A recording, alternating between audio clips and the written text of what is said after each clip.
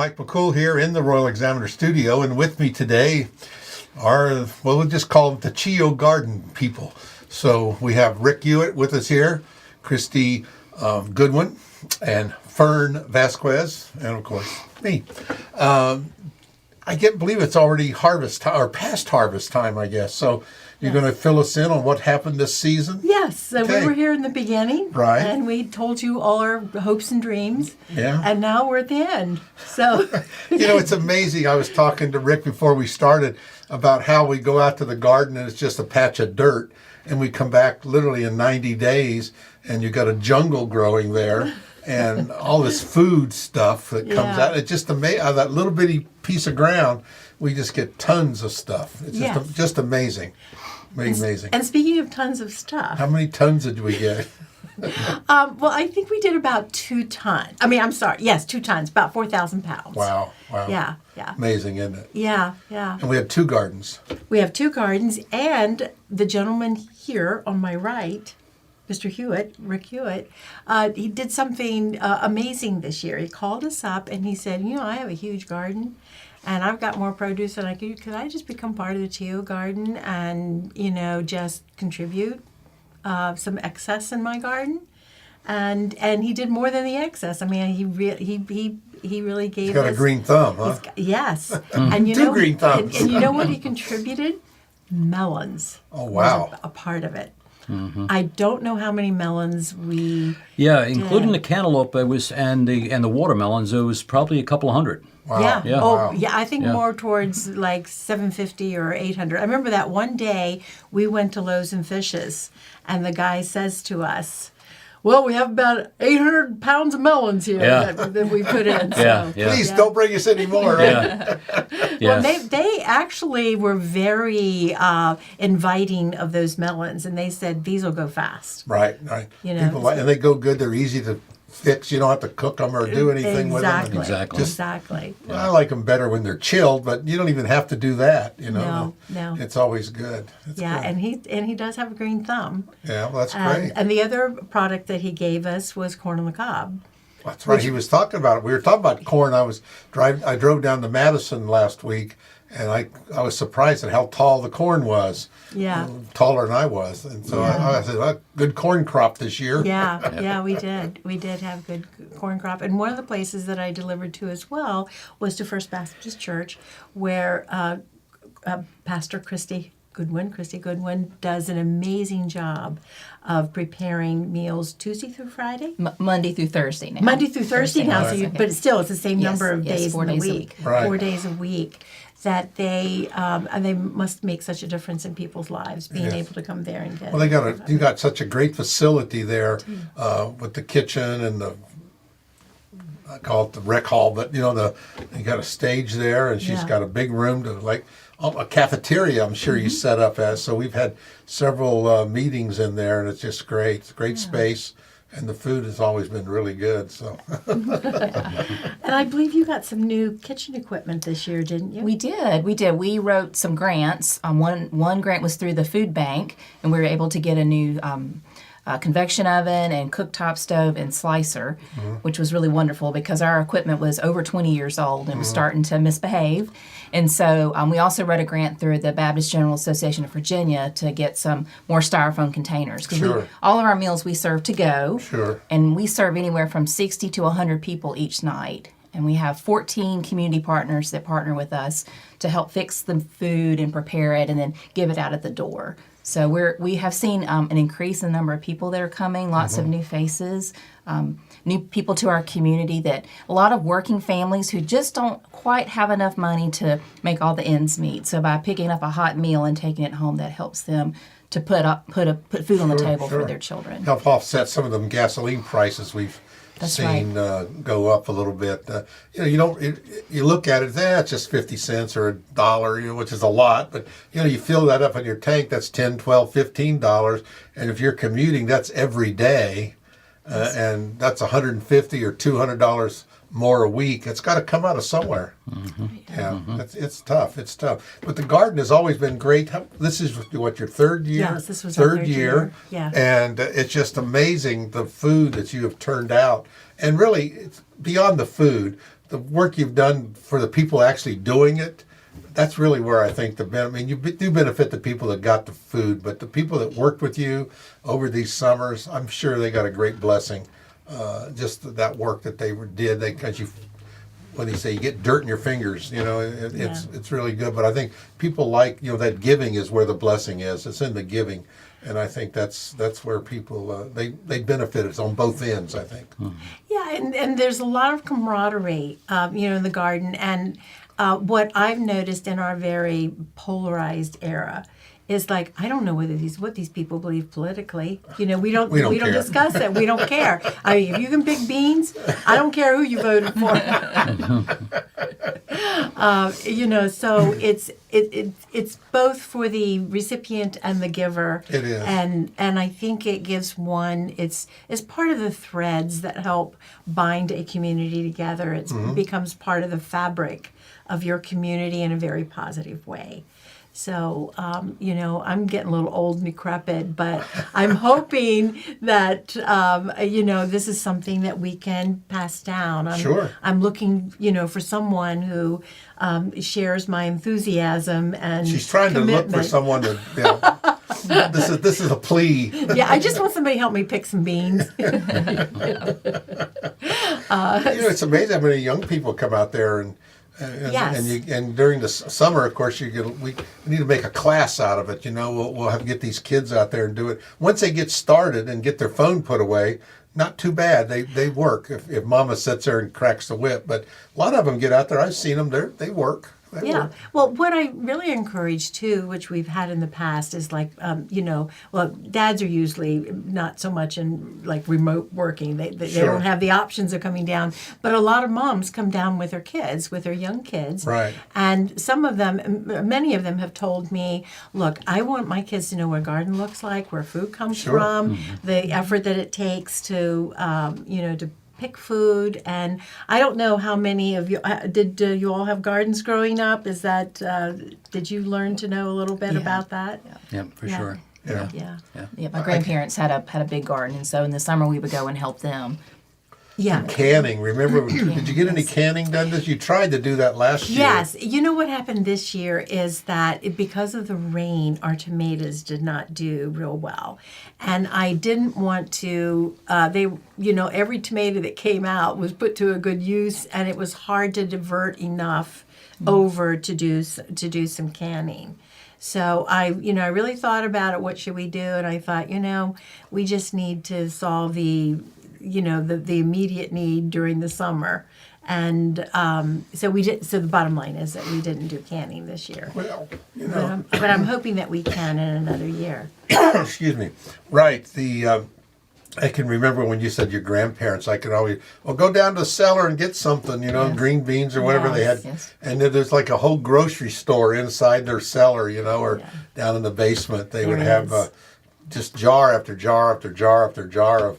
You name it, and some of that stuff been there quite a few years, but it's still good. And just they always tasted so much better than stuff you got out of a can. I don't know, it just something. I think it was the love they stuck in there. I think so. When they did. That's what Yeah. when they're canning. Grandma, a little bit of love, go in there, and they put the lid on. And then the joy of hearing that seal Yes, after you can, a little bing Yeah. that happens. You're like, I liked it when you opened it. accomplishment number one. There My you wife go. said, "Did it pop? Did it pop?" I said, "I don't know. It looks okay. Scrape off that fungus on the top. It's still good." It's amazing. If a can now has got a little dent in it, we can't eat that. I said, "Well, it fell over in the store. It's fine." But Yeah. it's amazing. I can remember in the military eating sea rations that were probably 30 years old or more. They still tasted good, and they come out of that can, P38, cranking over. The best was that old peaches and and pound cake. That was the best. You know, we'd fight over who had got the pound cake. You know, but it was great. So canning works. You know. It It does, and it's a good way to preserve your use your fresh vegetables. You know, for the Well, we got a lot of things happening in the food market or food area. You know, CCAP is expanding. They got Yes. a new location, which is Yes. great. Yes. I mean, they got out of that basement. You know, and well, they're still there right now, but it's they the said they're gonna move the move is going to be in process. right. And they said that very they'll soon. keep that for a while, but Yeah. and I think they're going to end up with like 3,000 square feet if the number recall is correct. Yeah. But that's a great space over there at the EDA building, the old Avtex office. And they'll be there on that one side, and that'll be great. Yes. And they're going to be open 4 days a week. Yes. And so that'll make a big change Yes. to it. So And with the ability to store much more, you know, a lot more food, Right. in refrigerated right space. now they have a place to put these. Yeah, You know, because like you said, you mentioned grants. And I remember over the summer come around that there was a lot of grants to get some refrigeration equipment, Yes. but people just don't have the space to put it anywhere.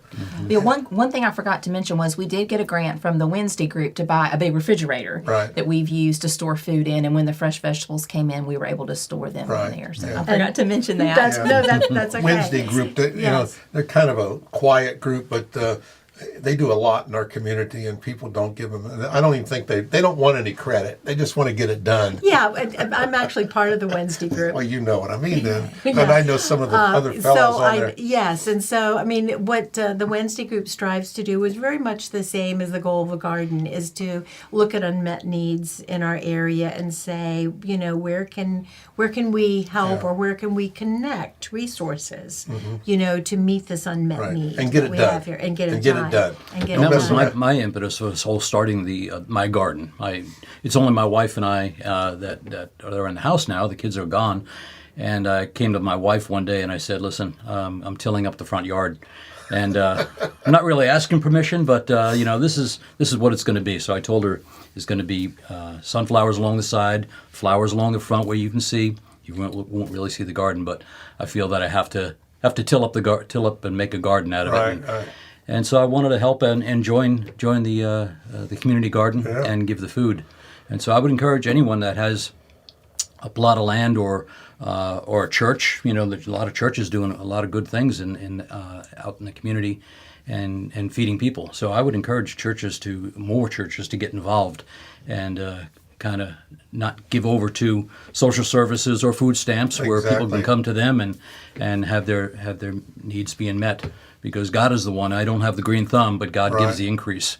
And actually, in God's Word, it tells us we're supposed to leave the edges and the sides of the garden for Sure. the poor to come and to have gleanings. And so Sure. that's what I really would like more people to do. If they have a section of garden that they can contribute their food and kind of emulate, you know, what people are doing here, Right. and give to the community, I think we'll have a much better community Right. as a result. When I moved here back in the 70s, all of the houses down, you know, south of Jackson Street, you know, going towards South Street, they have the lots were long and narrow, you know, or narrow, you know, and long, and they all had gardens. You drive down the alley and they're garden, but and all those people got old, and their kids didn't take it over, you know.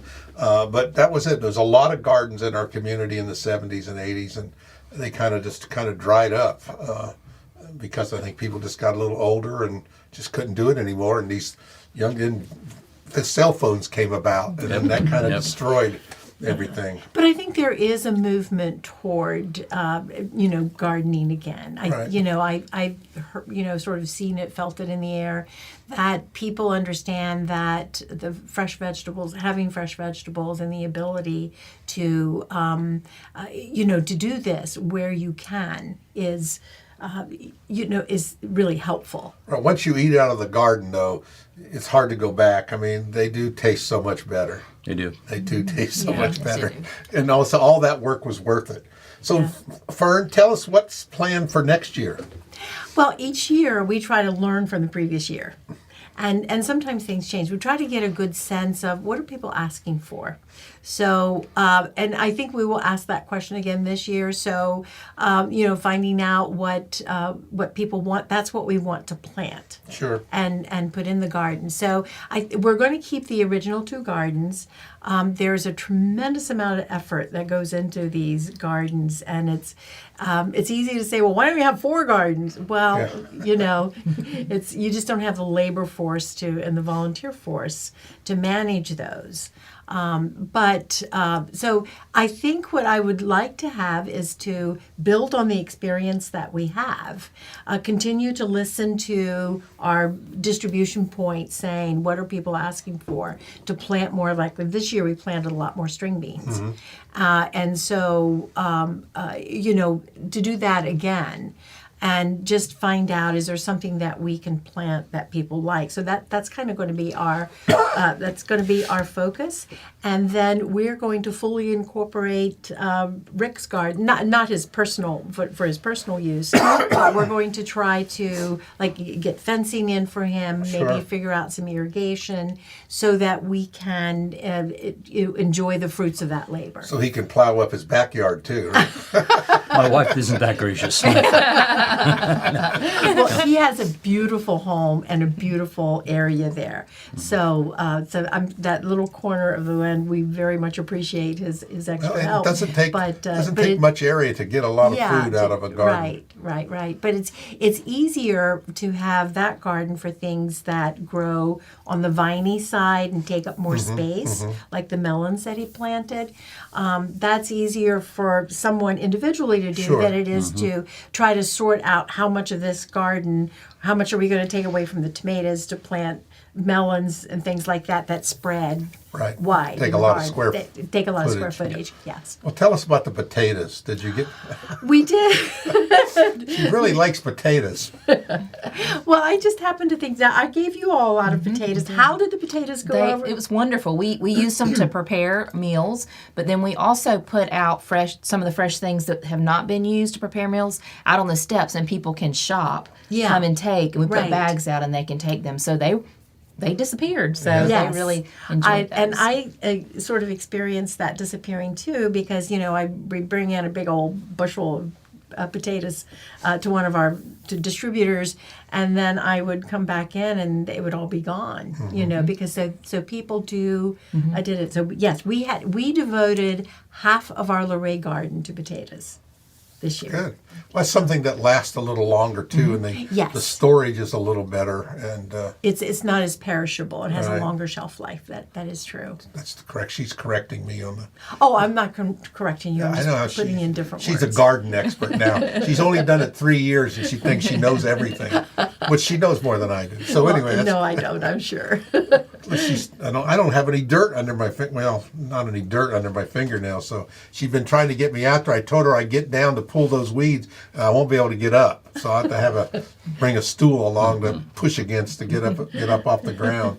But no, it's a lot of fun, and people seem to enjoy it. And you got a lot of vitamin D. You get out in the sun. That you do. It was a little hot, but we got enough rain this year, so Yes. we still use the irrigation. We use the irrigation very little. In fact, and some things grow better in the rain. Sure. Other things don't grow as well. So I think I can count on one hand how often we had to use irrigation. That's good. Because it really, literally, we did have rain all through Right. July and a lot of August. Right, It was but only then in the previous years, boy, you're lucky you had the irrigation. We didn't have That is enough, correct. so That it's is always correct. great to do that. Yeah, that is correct. Well, it's always good talking to you, and I appreciate all the hard work that you do in the community. I know you down at the church do a lot of other things that people don't see and do, and I know you do too, and now we know Rick does, so Yes. we'll share the wealth a little bit. But I think it's great that we all helps bring the community together. It does. And we don't really realize how much it helps. And years down the road, we'll hear somebody say, "Well, that really made a big difference," and that's kind of makes you get a little feel good. Well, thank you, Mike, for this opportunity to And we talk want to about the share and let gardens. people know what's going And on. I appreciate your So being tell an us what the advocate CHEO for stands for again. Citizens Helping Each Other. Oh, okay. There you go. And that's what it's really about. Yes. I always like that CHEO. It's easy to say. It's got a ring to it. Yes. Everything has to have an acronym now, you know. But citizens helping Each other. There you go. Appreciate it. Again, thank you all for coming in. It's been a great season. We've had a good harvest. And all we have to do is just keep sowing that seed. And that's what we need to do. Yes. Thank you. That's great. Thanks again. Appreciate it. Thank you.